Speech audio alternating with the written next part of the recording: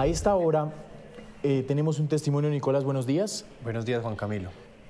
Que ayer reportábamos con gran dolor una noticia en San José del Guaviare. En medio de la situación que pasa en este departamento de violencia, el atentado en contra de un periodista que pues ha merecido el rechazo, el repudio partiendo de los colegas comunicadores, pero también del país, pero que también ha reflejado una muy dura situación de inseguridad en el ejercicio periodístico de los comunicadores allí en esta región del país. Claro, Juan Camilo, una situación muy complicada que estaba viviendo el suroccidente del país, puntualmente el departamento del Guaviare, y el testimonio que tenemos hoy es muy valioso porque es de esas personas que arriesgan su vida para contar la verdad, que arriesgan su vida para investigar y por supuesto para buscar una sociedad mucho más transparente. Tenemos a Gustavo Chicangana a esta hora en Noticias Caracol. Colega Gustavo Chica, gracias por estar con nosotros aquí en Noticias Caracol. Déjeme hacerle primero, yo creo que la pregunta más importante, sí, Nico, y es, ¿cómo está usted? Juan Camilo, Nicolás, bien, muchísimas gracias. Bien, me encuentro mejor, muchísimo mejor. He encontrado un apoyo importantísimo desde la parte de personal asistencial de la Fundación Santa Fe, como también todos sus médicos, toda la gente aquí me ha dado una ayuda importantísima para mi recuperación, que hoy es realmente satisfactoria. Claro, Gustavo, es un milagro escucharlo, es un milagro escucharlo con tanta nitidez, con tanta tranquilidad también de este momento tan difícil que usted vivió. Pero hablemos también un poco de su condición de salud. Entiendo que fueron 3 disparos los que usted recibió, que los médicos que lo han atendido tanto en San José del Guaviare como en la Fundación Santa Fe han calificado su situación actual de salud como un milagro. Sí, eso es verdad. Los médicos en San José del Guaviare, cuando estaba ingresando después del análisis de los hechos, estaban aterrados que los 2 proyectiles que quedaron alojados, uno cerca a la tráquea, cerca al tórax, y el otro en el cuello, cerca a la columna, ninguno de los 2 causó estragos. La sangre que sí derramó, pues claro, pero todos pensaban que me habían impactado en el pulmón, o los primeros tiros que quizás el sicario arrojó sobre mi cabeza, que no sé si Dios estuvo ahí, me ayudó a esquivar algo, me ayudó a blindar esos impactos del sujeto, pero hoy lo que dicen los médicos es que por fortuna los proyectiles pueden quedar alojados ahí, que sacarlos, extraerlos en este momento no sería conveniente, me causaría un problema, es lo que dicen los cirujanos después del análisis que hicieron aquí en la Fundación Santa Fe. Claro, Gustavo, que detengámonos un poco en esa condición de salud suya, porque si bien pues sus condiciones ya son estables, algo que usted dice ahorita que llama poderosamente la atención es que 2 proyectiles deciden los médicos no sacárselos. ¿Qué riesgo representaría hacer esta intervención? Pues no dan mayor detalles sobre el tema, pero me dicen que no están causando ninguna invasión que comprometa órganos vitales. Es decir, que no tenga o no genere una obstrucción, por lo menos en la tráquea, que ayer pues la tenía obstruida, presionada por el dolor, no podía tragar saliva, pero decía que eso obedecía pues que el proyectil genera un calor y el calor genera un hematoma y el hematoma genera una inflamación, y a eso obedecía que la tráquea estuviera en esa condición, pero luego de los medicamentos y todo lo que me han dado, pues ha hecho que esto vuelva a su normalidad. No es más, es que el hematoma desapareció, no hay, el proyectil está ahí ya en su zona, está limpia. Sí. No hay mayor complejidad. Claro. Gustavo, usted ya nos esboza un poco su situación de salud, pero queremos saber cómo está su esposa, porque entendemos su familia, sí, porque su esposa estaba con usted en el momento de que ocurrió este atentado. Sí, pues lamentablemente, mi esposa, que uno nunca quisiera que ella estuviera inmiscuida en estos asuntos, y le tocó un pedazo de esta violencia que nos arrastra todos los días. Ella estaba ya mejor, le dieron autocuidado en su casa y ella está recuperándose también de su herida, pues está muy adolorida porque pues, ella es una mujer muy nerviosa y está llena de mucha incertidumbre, de mucho dolor, pero pues esperamos que esto sea un momento que podamos salir de este impasse, ¿no? Sí, y por supuesto el nerviosismo, el shock psicológico es más que entendible. Sí. Gustavo, ¿cómo fueron esos momentos? ¿Qué fue lo que pasó? Tengo entendido, según lo relataba el coronel del departamento del Guaviare, esto pasó hacia las 9 de la noche en su residencia. ¿Cómo fueron los hechos? Sí, pues yo salía exactamente en una motocicleta. Me disponía a salir de la casa y como a 2 o 3 metros de la reja de mi casa, ya mi esposa estaba en el puesto del acompañante, y yo ya había prendido la motocicleta cuando llega un sujeto y desenfunda un revólver, porque yo cuando veo el sujeto que desenfunda el revólver, yo me asusté y pensé que nos iban a asaltar. Sí, inicialmente yo pensé que nos iban a asaltar. Pero eso fue en cuestión de instantes. Él dispara de una vez sobre mi cabeza y yo me arrojo rápidamente al piso. Quizás ese fue el que me pegó en el cuello, pero yo me arrojo al piso rápidamente y él me sigue disparando, y yo rápidamente, yo con mis manos me cubría la cabeza. Yo me cubría mi cabeza y me movía y me cubría mi cabeza, y yo veía los destellos del arma cuando la accionaba. Y yo hubo un momento de impotencia, yo decía no, y mi mujer se arrojó sobre mí gritando también, y ahí fue donde ella también recibió un impacto que por fortuna, a Dios gracias, no le causó mayores lesiones, pero esos gritos hizo que, no sé, el sicario salió inmediatamente y se fue, y yo me quedé quieto un momento viendo lo que ya como a 30 metros de distancia, y cuando lo vi que iba a esa distancia, a punto de cruzar la esquina, yo me paré de manera inmediata y gritaba auxilio, auxilio. Claro que el drama de mi mujer cuando ella gritó, eso generó una alarma y los vecinos salieron. Eso también ayudó a que el delincuente pues huyera. Y pues ahí un vecino y un joven, me acuerdo tanto ese gesto de solidaridad, que tenemos muchas personas buenas en Colombia porque somos más de los buenos.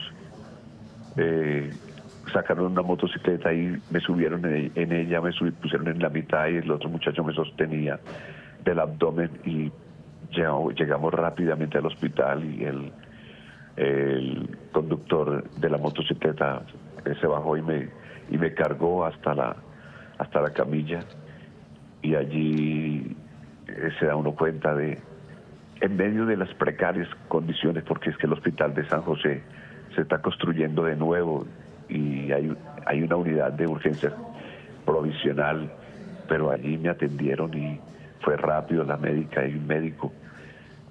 Pues el susto del joven era que pensó que yo tenía heridas en el abdomen o en el tórax o en el pulmón, porque después estaba lavado en sangre, y no, esa médica con unas tijeras rompe mi camibuzo y me limpian rápidamente, y no había herida. Me decía, ¿puede respirar? Yo le decía, sí, respira, yo puedo respirar bien.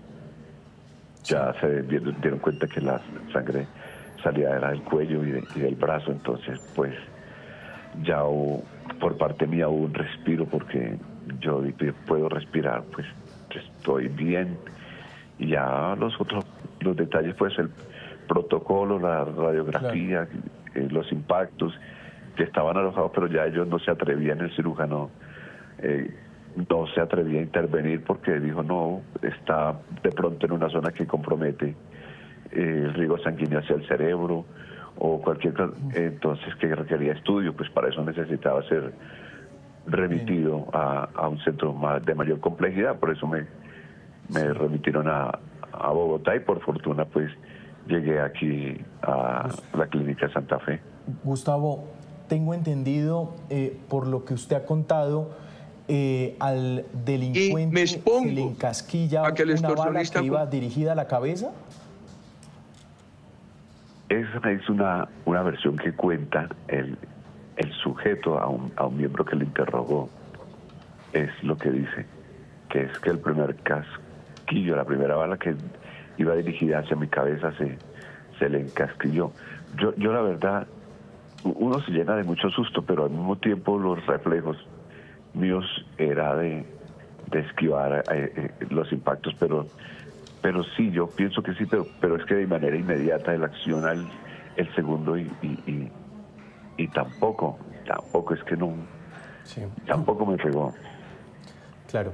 Pero Gustavo... sí, esa es una versión muy cierta, dice de una fuente allá de investigación de la policía que el sujeto en la confesión había dicho que el primer impacto, que el disparo la bala se le había encasquillado, algo así fue lo que dijo.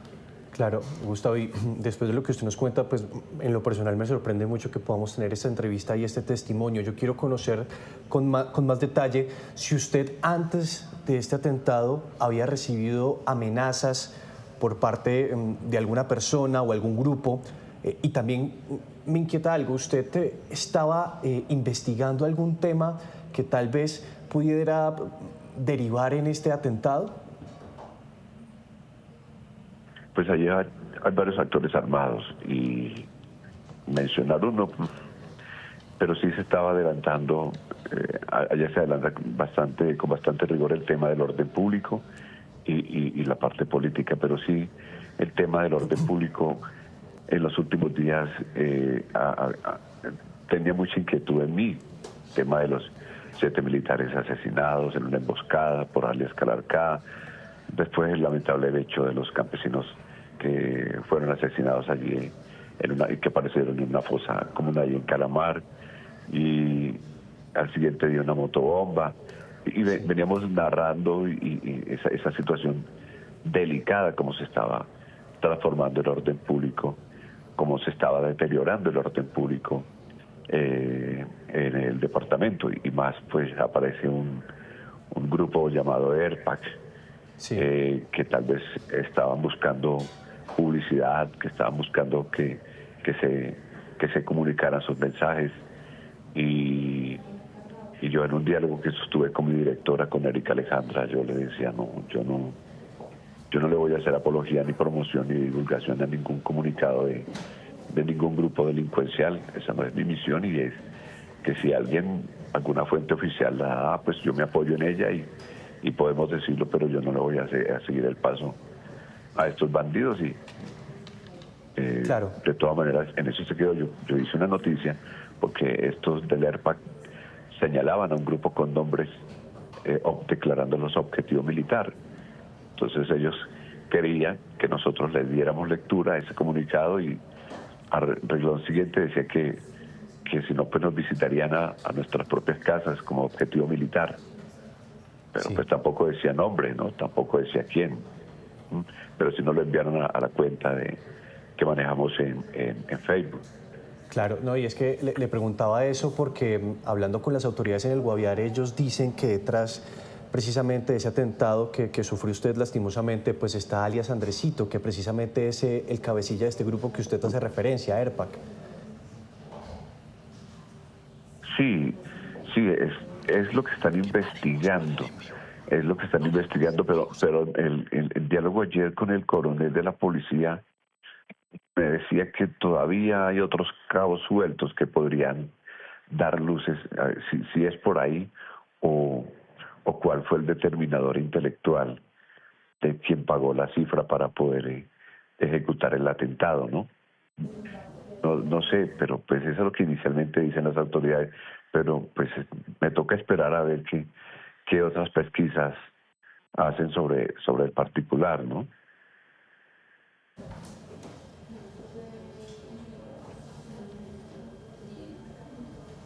Muy bien.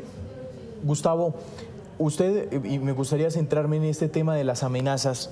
Ayer hablé con un amigo suyo, con Camilo, colega periodista de Caracol Radio allí en el Guaviare. Él me informa pues que usted ha tenido que convivir a lo largo de su carrera con las amenazas. ¿Cómo ha sido su trayectoria en cuanto a esto y el día a día del oficio periodístico en medio de semejante barbarie? Pues, mira, yo no sé, yo quizás con Caracol Radio, que llevo muchos años, más de 40 años, en la primera zona que yo estuve fue en Barranca Bermeja. Estaban empezando a conformarse los paramilitares en el Magdalena Medio y la zona de Cantagallo, allí cerca de Barranca Bermeja, empezaban a aparecer los primeros muertos, las primeras masacres. Y yo recuerdo que llegué allí a Barranca Bermeja y un atentado, una bomba estalló en las instalaciones de Telecom en aquel entonces. A mí no me pasó nada. Nosotros, en el año que estuve allí en Barranca Bermeja, yo pude hacer mi trabajo. Íbamos con personal de la personería, defensoría, y nosotros nunca tuvimos problemas. Nunca, yo me movía en medio de helenos y todas esas cosas y nunca me pasó eso. Ya en Guaviare, igual antes del 2016, yo tuve que vivir todo el rigor de la presencia de los paramilitares y sus acciones delincuenciales, sus barbaries, describir y narrar, porque tanto narraba lo que sucedía lo que pasaba con las guerrillas de la FARC, como también lo que hacían los grupos de paramilitares, esas masacres, esos asesinatos, esos entierros que hacían cerca en las periferias de San José, o el mismo río de Guaviare que se convirtió en un cementerio de no sé cuántas víctimas hoy desconocidas. Y de tantas cosas historias que yo vi antes del 2016, yo nunca sufrí tanta zozobra como hoy. Estuve en tantas poblaciones, en tantos sitios de Guaviare, cuando comenzó la fuerza pública a recuperar el espacio. En Miraflores, que cuando la tierra era de Armando Ríos y es decir, toda la situación de violencia hace 8 años yo tuve amenazas desde la parte política y quizás allí eran más fuertes porque me trataban de terrorista detrás de los micrófonos o de HP, de muchas cosas y a raíz de eso pues llegaban amenazas. Claro. Hubo Gustavo, necesidad de hacer sí. ¿Hubo necesidad de qué? Hubo necesidad en esos casos, en el tema político, de establecer un esquema de seguridad. Y luego pasó ese periodo político de 2 gobiernos y luego se normalizó la situación, descendió el esquema de seguridad porque también descendió el nivel de riesgo. Y en este año es cuando más se ha vuelto a empeorar, a enrarecer el territorio, tanto así que yo le dije a la Defensoría del Pueblo que por medio de un escrito que sentía amenazas, intimidaciones por los grupos irregulares de las disidencias de la FARC, que evaluara de nuevo mi esquema, mi seguridad, porque no me sentía seguro y a la Defensoría del Pueblo le respondieron en abril que no había posibilidad, que yo ya tenía esquema de seguridad. Yo tengo una persona nomás con la cual nos desplazamos con una sola persona Y Sí, Gustavo, pues, no, hasta ahí se quedó. con una sola persona, ¿a usted le quitaron también la camioneta de la UNP hace 2 años, tengo entendido? Sí, sí, ella me lo quitaron porque pues en el estudio ya no se justificaba porque pues yo dije no, pues no hay más hechos que justifiquen pues las cosas así se estaban dando, ¿no? Había Es decir, defendido usted anda a pie ese con anda su, así, claro, ando a pie, con su escolta.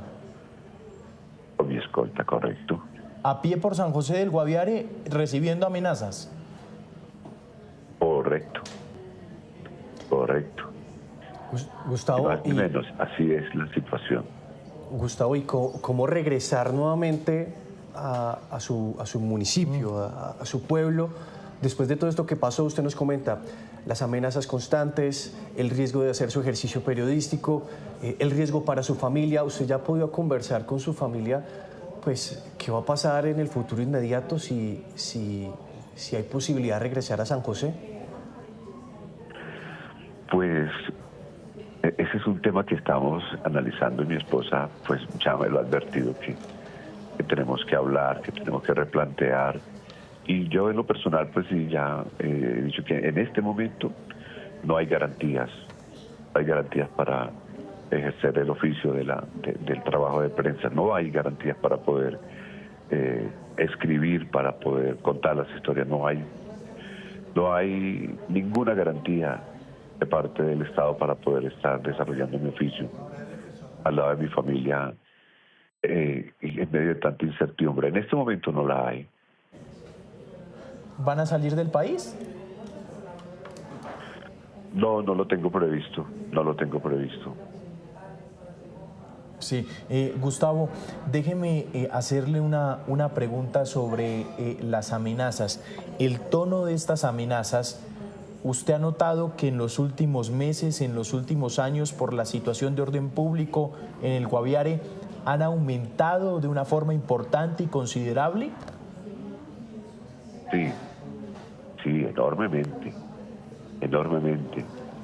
Es que Guaviare cambió este año.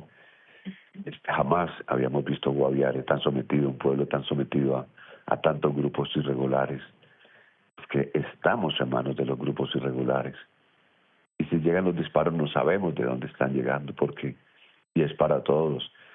La prensa está amenazada, la prensa tiene que estar arrodillada, la prensa está arrodillada en este momento hacia los grupos irregulares, porque estos grupos de las disidencias que están allí, de Iván Mordisco y de alias Calarcá, están presionando a la prensa para que tengamos que hacer lo que ellos digan.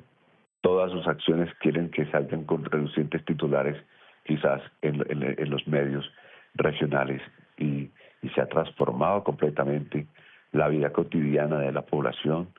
No hay población tranquila, los humildes campesinos que pueden prosperar en medio de sus proyectos de vida que apenas empiezan a escalar para poder salir adelante, dejando atrás la ilegalidad y hoy atormentados por estos grupos que los tienen coaccionados, que los tienen manipulados. La población de San José del Guaviare es una población jamás en los 23 años que llevo de estar en esa región, jamás se había doblegado a un paro armado, todo impuesto por estos grupos irregulares. En manos de ellos estamos, en manos de ellos estamos. Todos los días es algo que uno tiene que pensarlo dos veces. ¿Cómo así que otro comunicado buscando que la población pare, que la población tiene que no movilizarse? O sea, todos los días, y eso va para la prensa, para todos. O sea, no hay, es una región que cada día se ha enrarecido, se ha empeorado el orden público. Estamos en manos, lamentablemente, de delincuentes. Sí, Gustavo, y en medio de ese contexto, ¿usted ya ha tenido alguna comunicación con alguien, por ejemplo, el director de la Unidad Nacional de Protección, para ver qué va a pasar con su seguridad y la de su familia en un futuro? No, absolutamente no. El único respaldo que yo he tenido es de la Policía Nacional, quienes han estado muy atentos conmigo, al coronel Esteban Blanco en Guaviare, a Naciones Unidas que han estado pendientes de mí, que han abanderado esto, y no solamente, sino por muchas personas, a la Fundación para la Libertad de Prensa, a la FLIP, a ellos las únicas personas que están abogando por mi situación, porque no es fácil. Ahora hacía un diálogo con otros periodistas en Caracol Radio y pues sí, soy el único periodista que estoy contando, que viví para contar, porque otros no han podido, han sido asesinados por las balas de los asesinos. Y pues esta es la triste realidad. O sea, hasta el momento no he recibido comunicación alguna de esta organización estatal. ¿Y del gobierno nacional? No, solamente el pronunciamiento del alcalde de la localidad y del gobernador. Sí. Gustavo, ayer Camilo me comentaba que la situación de sus colegas también es tremendamente complicada. ¿Cuál es la situación de los comunicadores allí en San José del Guaviare? Muchos andan con protección, a muchos también les llegan amenazas. Es muy compleja la situación de los comunicadores. Sí, es que lamentablemente están sometidos, todos estamos en la misma situación.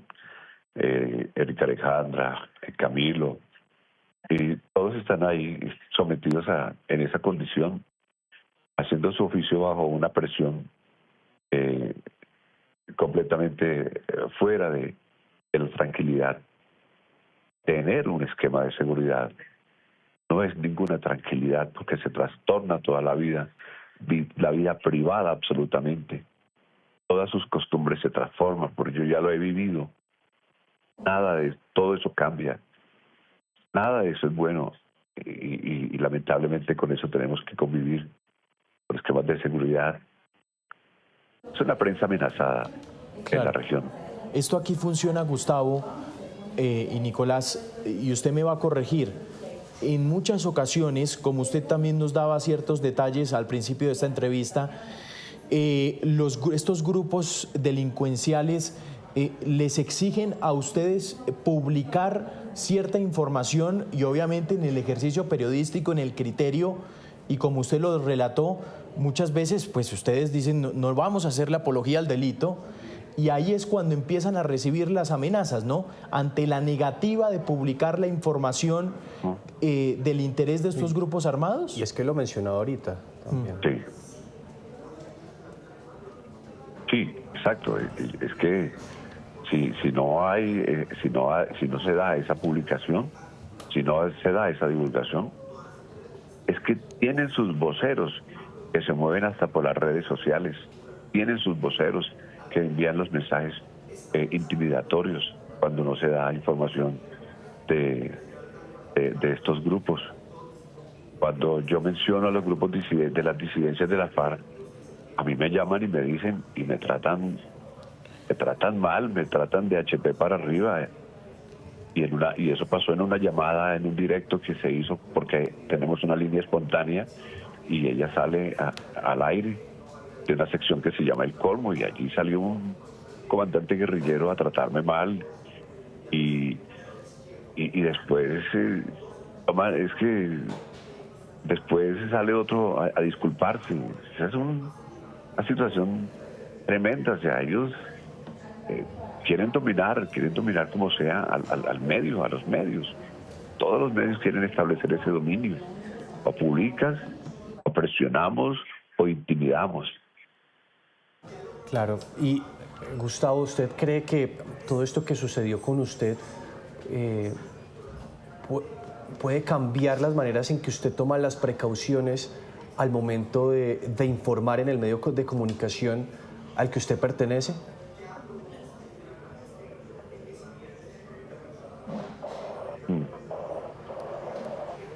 Pues en este momento me queda difícil responder esa pregunta porque, mira, yo lo que pienso es que de aquí en adelante, yo no me puedo arrodillar, pero tampoco puedo ser, no quiero una cruz en la tumba tampoco, porque tengo mi familia. En este momento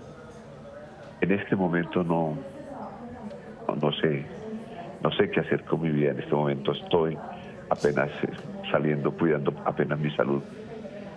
Estoy cuidando mi vida. Estoy cuidándome, no sé, no encuentro más palabras. Claro, sí. Gustavo, ya para terminar, ¿qué le deja esto a usted y a su familia para el futuro y para su vida? Me deja mucha reflexión. La familia. Es lo único que tenemos en el mundo, todos los seres humanos. Es la familia. Es mi esposa, es mi hija, es mi familia. Uno sabe que donde uno trabaja también es una familia. Es una familia grande, que los quiero mucho, pero me queda como reflexión que tengo la vida. Y a Dios quiero pedirle por mi vida y la de mi familia, y que ojalá pues podamos cambiar en este país que busca tanto la paz, que cese tanta violencia y que podamos ejercer verdaderamente nuestro oficio. Un verdadero milagro. Gustavo Chica, hablándonos aquí en Noticias Caracol.